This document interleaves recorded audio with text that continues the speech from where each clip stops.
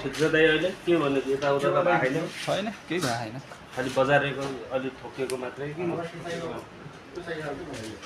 यो ठोकिया झन् समय लाग्छ त ठिक हुन्छ मासु र हड्डी छुटेको छ ए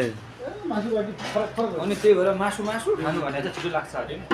प्रोटिनको मात्रा बढाउनु पर्यो नि त बाजे टेर्दैन मैले भनेको बाजे हाँस्छ एउटा प्याज अनि मासु खानु भने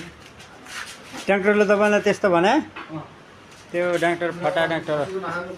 हाम्रो यहाँ आज मासु कार्यक्रम यता हाम्रो भात कार्यक्रम अनि यता पनि भात अनि के अरे दाल अनि यता मासु हाम्रो बटा आउँदैछ सर दुई प्लेट चाहिँ उ गरौँ त के भन्छ फिस कराई खाप्छु नि